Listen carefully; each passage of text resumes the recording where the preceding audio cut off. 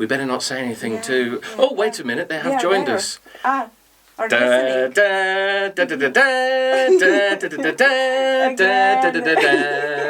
Do you know why I'm singing that? Yeah, it's Star Wars, isn't it? Yeah, and you know why? It's Star Wars Day today. It's Star Wars Day today! Look at that, look at that, look at that. There we go. May the 4th be with you. May the 4th be with you. Editor, I am your father. No, I'm not your father, but there we go. Anyway, yeah, I love Star Wars. Yeah, I grew up with it. Not really my topic, but oh, come on! Let's just have the whole time talking about Star Wars. I don't think so. No, that's not. I think a different topic is waiting for us today. That's not why they're here, is it? That's not why you guys have joined us. Thank you kindly for joining us. You guys are on Facebook. We can check the Facebook comments as they come in. And over here, we're on Instagram. If you're watching on Instagram, thank you for following me. I put a daily blog up there in the Your Day. If people want to see what I'm doing each day, which is of course they want. usually not that exciting. Sometimes I put in some things about teaching. This morning I did eeny, meeny, miny, mo, a way of choosing it. Right. I said eeny, meeny, miny, mo. Who is it? I don't know. I think it will be you. And then it's your turn to do the game or the activity. Right. I put that on. Sometimes it's maybe just a joke from me. What wobbles and flies? A jellycopter! Yay! So there's lots of silliness on Instagram, but thank you for joining me on Instagram. That is fantastic. Let's dive into it today. What I wanted to do first, after I showed you that I remembered it's Star Wars Day, May the 4th. It's been great. Last time we said, our background was very plain. We didn't have anything here. Ta-da! Now we do. Look at that. We had some pictures sent in. If you're anywhere in the world, take a photo of the picture. You can email it to us at hello@whatsenglish.com and we'll try to put it up. That would be a nice idea, wouldn't it? So, what I wanted to do first is I wanted to say, how are you? First of all, how are you? I'm fine. Yourself? Not too bad, not too bad. I had a show yesterday. Where was it? There was me and Maggie. It wasn't too far from the office, which is good. But my voice is feeling a little sore this morning because we were singing and dancing along with the kids. There was about 150 to 200 kids. We did a big number, 2 right? shows. Yeah, so maybe we'll do a topic on working with large classes. I've got a bit of experience there. Yeah, for sure. I think they may find a use of it. Many of our partners. It's not the biggest class I've ever taught. Really? Do you want to have a guess at how what was the biggest class that I ever taught? I don't even dare. Okay, we'll ask them. You guys, if you'd like to comment now, just with a quick number, okay, just give me the number of what you think might be the largest group I have ever taught. We want to also make sure that you guys are watching, that the comments are coming through. We can see we've got 11 views. Now. We've got Abdullah Rahan. Hello to you. Hi, thank you for joining us. Miyuko. Konnichiwa, Miyuko-san. Diego Souza. And Diego as well. Thank you for watching. Thank you for joining us. That's great. You can pop in. Just what do you think is the largest group of children? Largest group that I've ever taught. Let's see how we do. And also, you can answer this question, by the way. Answer this with an emoji, if you will. If you can answer that one on an emoji, it's just a simple question.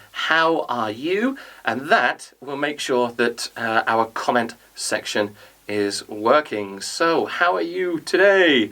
Are you happy? Let's see. Diego guesses it's 22 children. 22? No.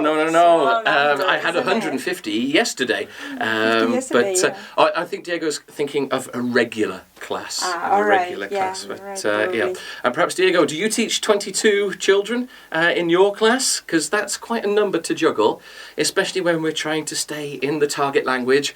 We're thinking of English, we're thinking of different games and activities, of course. That's quite a lot to keep in your head.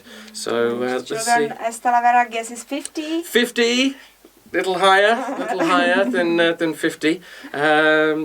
Yeah, okay, excellent. Diego's fine. That's great to hear. And it's wonderful that you can join us at this time. I think it would be good morning. Morning, yeah. In Brazil it's morning. Good morning to you. Hello, have a good day. I hope you have a fantastic day. Yeah, absolutely, absolutely. Okay, I'll tell you, the largest group that I've ever taught, at one time, I had a radio microphone on. Okay. I was in a stadium. Okay. My flashcards were on the instant replay box that is above your head. Okay. And the audience was about 4,000 people. 4,000 people. There was How mums did you and manage that? dads. Yeah, it was quite stressful. I was quite worried before I went on stage. Yeah, we had mums and dads there, which I think were maybe about like 2,000. Then school parties and the rest. So there was a couple of thousand children. Wow. I felt a little bit like Madonna. I was there with, hello, what is it? Hey, look! And they looked up on the instant replay section, and there were my songs. So very nice. There we go. So thank you for saying, how are you guys? Apparently everyone's doing well. That's wonderful to see. We are from Syria. That's Russia. Hello. My kids speak. Yeah. Maybe I think what we should do is maybe let's try and turn this way, and then we've got more comments. For sure. The appliance of science. Yeah, my kids speak good English because they watch Steve and Maggie. Oh, thank you. That's great to hear. We've had quite a lot of comments from people all around the world that seem to really appreciate our content. And that's what we're going to be looking at today, helping children to grow up almost in a bilingual environment.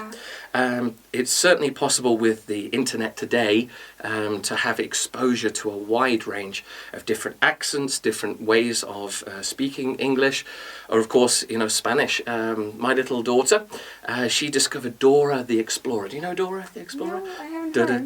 Dora the Explorer. Come on, super cool Explorer Dora. She's a Mexican girl. I think she's a Mexican girl.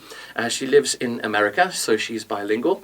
And Dora often counts things in Spanish, or she names different things in Spanish. She goes to visit her grandma, her abuela. Okay. So now I'm learning Spanish. All right. But I can only speak Spanish through Dora the Explorer. Great, great that you do. Slowly but surely, Okay. Well, before we can start this topic, maybe we should also tell to our watchers what's new with What's English, what's coming. What's current issues? Let's just see how things are going. YouTube has been going really well. Thank you for watching the YouTube comments. The YouTube content. We're getting very close to 700,000 subscribers. Wow, that's a big number. Thank you to each and every one of you that subscribes to YouTube. It's a great way that we can get content out there. As you know, we slightly edit the YouTube clips so that it's not the full version that goes on the DVD that goes together with our books. And the books are available for teachers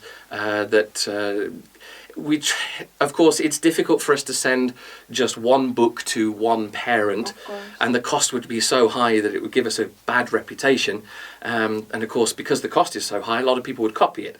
If people copy it, we can't afford to make any more, and then the company disappears. And moreover, we are not able to give the proper training to all the parents, and then the materials can be misused. And that's it. And because there's my face everywhere, I want it to be used pretty well. So yeah. So on YouTube, that has been continuing to grow. Outside the EU as well, we've been doing really well. You were speaking to somebody from Chile. Yeah, it was Maria. I would like to greet her from now. Hi Maria, if you're watching. I said a quick hello to you whilst you were talking to her. Yeah, we were talking. Yes, in Brazil. I think we also made some business in China. Yes, China. China's a difficult one. We are in talks with a company that I believe is somewhere near Singapore or somewhere around there, and they're looking to introduce our materials into China. But we've got a lot of materials in China that are being sold, but not by us. I have to say a big hi to Mike from Mike's Home. I think it's Mike's Home. And he discovered that our content had been copied from YouTube and uploaded onto a Chinese server that were then burning and selling the DVDs. Of course, if you copy anything off YouTube and you're watching it, then there's no revenue for us to make more content through the adverts that you watch on YouTube. So thank you for finding that, and please, if you do really enjoy our content, watch it on YouTube, like and subscribe and share from YouTube. Don't copy it off YouTube, but there we go.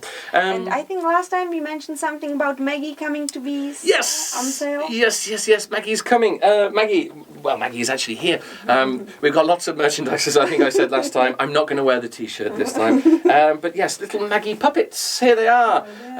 We've had a few people ask where they can get their little Maggie puppet. At the moment, though, I have to say, we've just got here. It's suitable for the ages 0+, and there are a few conditions and other things that we have to watch.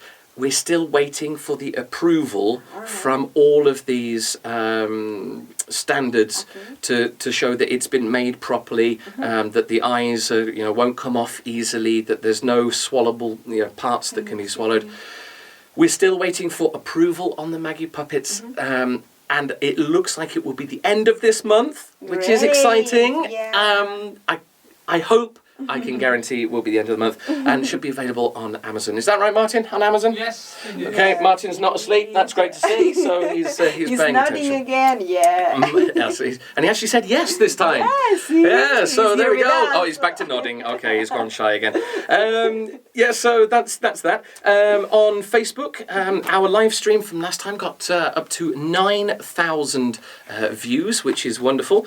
We had 48 shares, which is definitely up.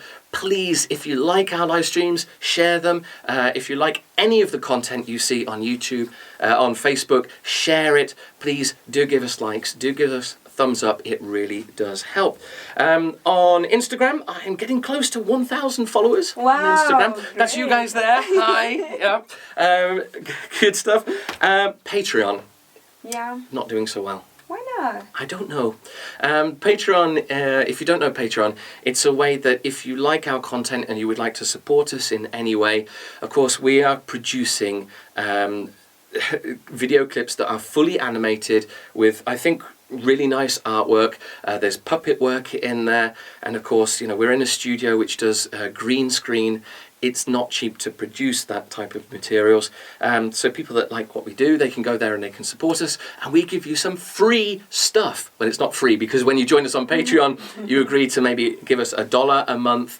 And we sort of give you some extra content that hopefully helps. So I think there is also a possibility to wish the children happy birthday. Yes, there is. There? Yeah, for our Patreons. So if you go to patreon.com/Steve and Maggie, all one word, then you can find out what content we offer actually. Yeah, what we can do for you. So, okay, that's a bit of chit chat. How are we doing on our live streams? Yeah, there are greetings from Edita from Poland. I think Excellent. she joined us last time as well. Marvelous. In Mayuko Bando in Japan. Excellent. Yeah, Mayuko and Mary from Spain. Yeah, Mary from Spain. Hi. Thank you for joining us. I mean, this really is. It's wonderful that we can actually get to talk directly to you. This is written in Arabic, so I've got no chance of pronouncing the name, but you say, I'm a Syrian man, kindly inform me 4 steps for improving my speaking. I think I can do that in one. The single biggest thing that you can do to improve your English is to increase exposure to the language.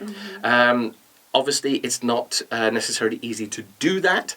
You have to stay committed to it and basically just try to suck up as much English as you can. It's the same for adults and kids. So let's dive into what we're talking about today, which is just that, isn't it? Yeah. So our topic are the methods how to behave or how to teach the bilingual children, right? Yep. Or how to grow them up, how to raise them. Absolutely. It's something that is very close to my heart. I'm sure people out there know that I've got 2 kids and my wife is not English, she's Czech, and we are raising 2 kids. My Czech is fairly terrible, so I obviously speak English with the kids, and I want to share some of the things that we've got about the dynamics of that, how we found that works, how that doesn't work, and some of the methods that are out there generally. The most important thing that I really do want to say right now is that I am not an expert in this field. This is just what I've gleaned from looking at the internet, from being an interested parent. I've gone to sites that I hope are reputable, but I can't guarantee that everything that I've made notes on is scientifically proven sort of theories. Most of them, I see them working with me and my family, so I can say I have that personal experience, but I certainly don't have any real authority in that, I've studied this, I've conducted some scientific studies. Sometimes the personal experience works better than some, That's what we're here for sharing these things, for sharing them. So, I have a question for our followers that are watching live. Do you live in a multilingual household? That's our question for you now. And if you can post a comment in the comment section, we can see it as it comes in. Do you live in a multilingual household? So let's see what replies we get there. Okay, we've got some things coming in. Let's see who's talking to us at the moment. Yeah, I think there is somebody greeting us as our Patreon. Excellent, wonderful. I think it's from Japan, I would believe. And there is Lisa who says that she's in the multilingual era, Turkish and English together, but primarily English, they say. Okay. Also in here. And there are some more people, maybe from Poland. There is one. So maybe we could comment on it. I think so. Yeah. We can sort of dive into to what it's like in a multilingual sort of family and a multilingual environment. So, as I say, I'm no particular expert on this, but from what I've looked at, there's a few methods that are available now. When my wife was pregnant, first of all, I was extremely happy and thinking, yay, great, we'll have a little one. Of course, then afterwards, of course, it got a bit more harder work. But a lot of people were asking me, this said, Steve, what method are you going to follow for raising your children? Okay. And my immediate reaction to this is, I don't want to follow a method. I don't want to be thinking that, as I'm playing with my kids, I don't want to be thinking, okay, am I sticking to this method? Is what I'm doing here correct? And I just wanted to be their dad, basically, and try to be as natural as possible. Now, for me, in English, that is natural, so to speak in English is natural. But I was a little bit concerned as a teacher, and I spend a lot of my time writing materials for teachers around the world. If you're interested in our books, check out wowenglish.com. Send an email to editor@whatsenglish.com. Get in touch with us if you want to see those materials.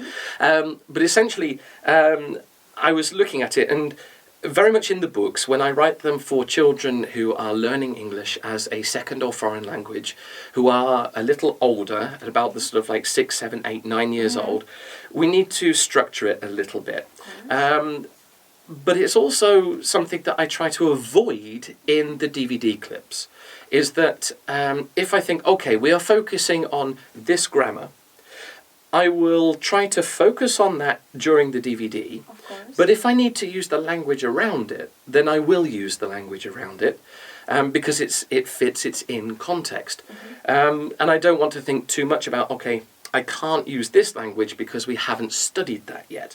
And with my kids, I didn't want to sort of think, okay, I can't say this because they're not ready for it.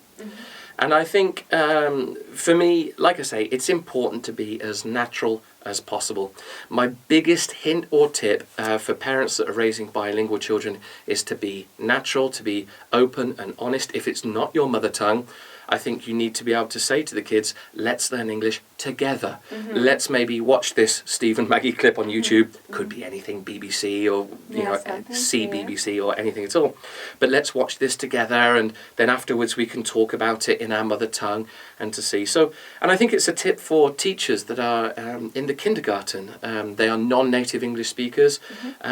Say to the kids, okay, I'm your teacher, but I'm still learning. And learning is a process that continues throughout your life. Because there's nothing wrong to admit this. Right? I think so. I think that's absolutely fine, and being able to say to the kids, "Let's learn together. Let's go on this journey together," and showing the children that learning all the way through life is a good thing. And it's natural, actually. Absolutely.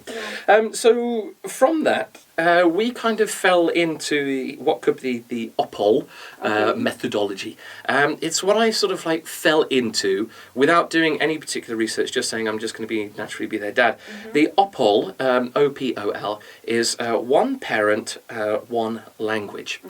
And that's how things have been in my family for quite some time. My oldest is now between 5 and 6, and right from the time she was born, I was speaking English to her and playing in English, and my wife was speaking in Czech. And we very quickly began to see that she started to focus that, and we looked at these language hooks in our last live stream, or this live stream before that. They should be available on our YouTube channel, which is What's English. Wow English TV, we've got content for the kids there. What's English on YouTube is where we put these discussions, T for Teachers, talking about teaching hints and tips and so forth. So we began to see that she really hooked the language on the face, and she became very quick at just diving between the two, sort of looking at mummy, saying one word, looking at daddy, saying another word, and this sort of fits in. Language, I guess. Yeah. And this fits into this this OPOL, this one parent, one language kind of approach. That's how we evolved, and I think we're now at a point where we might need to start changing that a little bit. The reason for this is. My daughter comes home from kindergarten, or comes home, starts talking to mummy about the day, about what she's been doing, and all this sort of things, and I don't understand. Yeah, you're excluded from the conversation. Right? Yeah, exactly. So then I have to say, okay, well, what happened? What were you talking about? And she said, oh, I've already explained. I've already told mummy.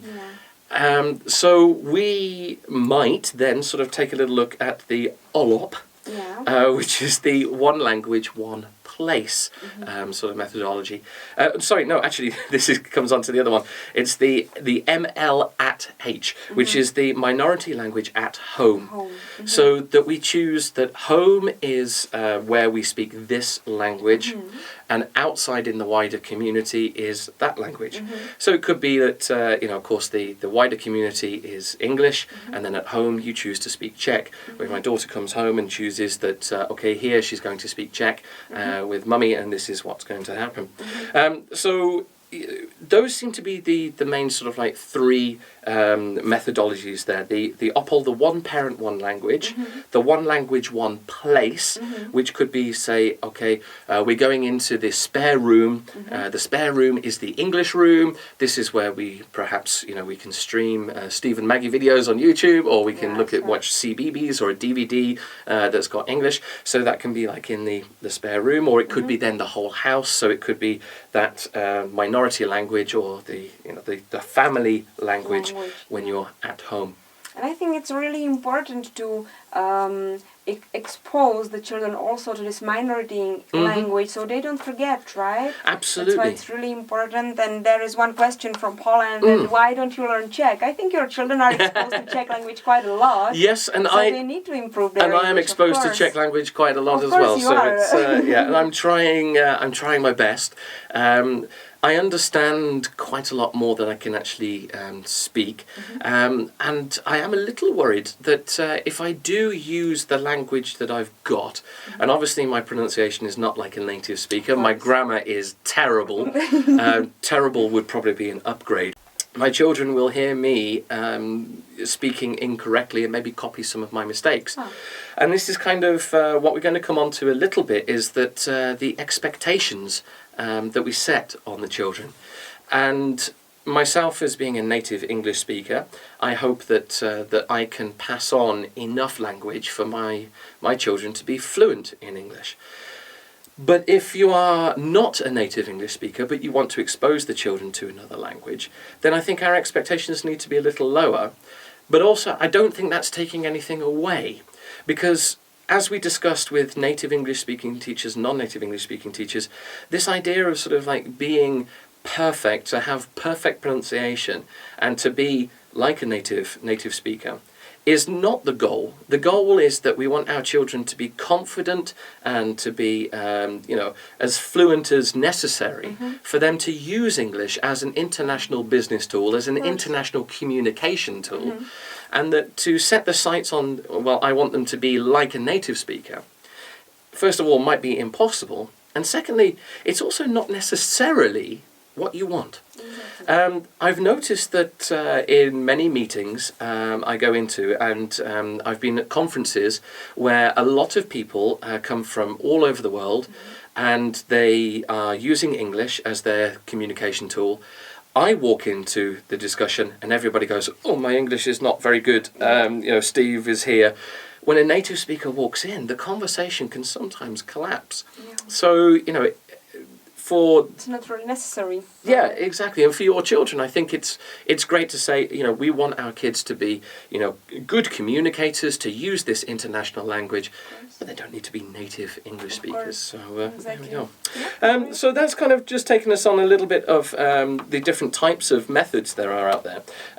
There are many other ways. I've heard of families that take extended holidays abroad. Perhaps they're able to go back to the country where the father has emigrated from, or the mother has emigrated from, or the whole family has emigrated from. And when they go back to those countries for extended holidays, they say, okay, at this point we will only use this language. So that can be one way of sort of like working with the language. And I think the most important thing is that you need to feel comfortable with whatever you've chosen, because it's going to be something that you're living every day. And that is the single most important thing, is you have to be comfortable with it, you have to commit to it, and you have to be in it for the long game. So I think those things are... short matter of the time, right? Yeah. Okay, what about when they actually start listening to two languages? Can it happen that one language will become major? Or can this major tongue, when you expose them to another language, can it suffer a little bit? Will they start code switching? I think it's sort of, and perhaps some people have experience of this and can put in some of our quotes. Maybe as I answer that, we see how we're doing that. But there can be one language that becomes more dominant and the other language that's less. I've seen in my family that it tends to sort of like seesaw. Sometimes it's sort of English, sometimes Czech, and it's kind of like the two are sort of like going together. And perhaps they've been slightly more confident in this and slightly more confident in that. But perhaps from my position as a teacher and working with children that are learning English, I do know the importance of exposure. So it is me that does the bedtime stories. It's me that tries to at least have every day time where I play with the kids and we play in English. I know it's not possible for everybody to do that. I think, if you can, then great. But there are a lot of people that say, well, I don't want to actually increase the contact of a second language or a foreign language because the mother tongue might suffer. And from what I've seen on this, it's almost the opposite is true. That when the children perhaps have have had this mother tongue, but they're sort of given exposure to another language, it actually helps the dominant language, what was dominant language, improve. And a lot of people might say, well, why is that? I think the reason for that is that they're playing with language and they're playing with different sounds. So it actually helps with the pronunciation. In one of the kindergartens that we run, we have a speech language pathologist, which is an SLP, as the linguists go, which means that she is really trained on helping the children with pronunciation issues. It's also to do with breathing issues. There could be digestion issues. Sort of anything to do with producing speech. So that's as a speech language pathologist, and she's noticed.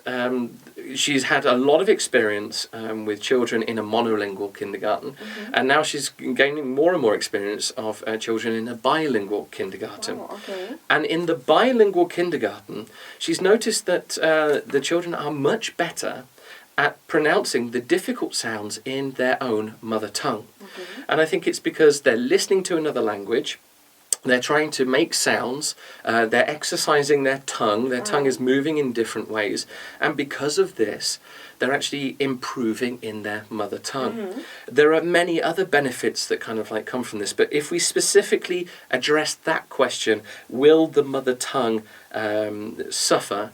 From what I've seen on the internet, I haven't scientifically, proved it or researched this, but it does seem to be that most of the results are coming in that it actually no, the opposite is true. And being in a bilingual situation where there are two mother tongues essentially, from what I can see, it's around about 95% of the world's population are raised in a bilingual community. Quite a lot It is, right? and that's not academic choice. All right. That's necessity, is the fact that they are living in one country which they've maybe migrated to, and as immigration is a big topic at the moment, but what that's doing is mixing around people that have different languages, and it is the norm for most people. So when people sort of say, I don't think the children can cope with two languages from an early age, 75% of the 75% of the population are already being raised in that way. Yeah. That's normal. It's actually a little bit abnormal to be raised in a monolingual family. So I think that's important to bring that out. I also wanted to say, just from my personal experience, I know you're about to ask the next question. I'm sorry, I talk too much. Tell us. From my personal experience, it's been quite interesting that because I am a native English speaker and I have children that have a couple of different languages, people tend to think that my children will grow up with not making any mistakes in the language. And we forget this, is that, all children, when they're growing up in the mother tongue, make mistakes. Of course. Whether they have Czech as their mother tongue, Japanese as their mother tongue, they make mistakes and you have to correct them. One was, my daughter said, she said, yesterday, Daddy, I goed to kindergarten. I goed to kindergarten. I said, okay, you went to kindergarten. And she's learnt that pattern, and this is what the young brain is amazing at digging out, is right? These patterns. And she's seen this pattern in the language that, I watched, play, played, go, goed. Yeah. That would be the natural thing to come to. So she's making all of these mistakes that native English-speaking children make, and we forget that. And it's also the same when she makes mistakes by dropping in a Czech word into an English sentence. Yeah, and then of course, quite a lot. Yeah, Right? it does. And it's called code switching. And at this point, the parent that's trying to raise the child in a bilingual environment, or at least exposed to another language, says, "Oh my God, they're mixing up the languages. They're getting confused. Their brains can't cope with all of this." It's the same. It's the same mistake as they're saying, me want. So it's like, I want. So long as we correct them, and of course they're maybe using this word because they maybe don't know it in the other language. The children aren't born knowing all of the vocabulary. They have to learn the vocabulary. And if they're using a word that they know but it's in the wrong language, then we can correct them and we can say, oh, okay, you mean this. They say, oh, yes, yes. So as their language grows in both. So don't worry about that code switching. Yeah. I see it in my own family. I see it more in my younger daughter than I do in my older daughter. Really? And this, I think, has been interesting for me to see, is that with the birth of the first child, of course, there was Mummy and Daddy.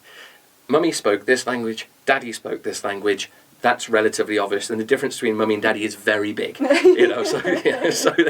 it's quite an obvious difference. But with the second daughter, of course, she's now got Mummy, who speaks one language, Daddy, that speaks that language, but a sister that mixes the two, and sort of like goes between the two. Of course, you know, we have other relatives that pop in, and I think it's been a little harder for her to zonate the language, but she's getting there. And she is starting to develop those language centres in the brain, and the language centres in early learners is phenomenal. It's fantastic, but she's starting to divide those languages. So long as we continue to make those connections and to help correct them as we go. It's called echo correction. It's something we use in the young learner classroom. Echo correction. That we don't say, no, that's wrong. You don't say that. You say, oh, you mean, so like, Daddy, yesterday I go to kindergarten. Oh, really? You went to kindergarten?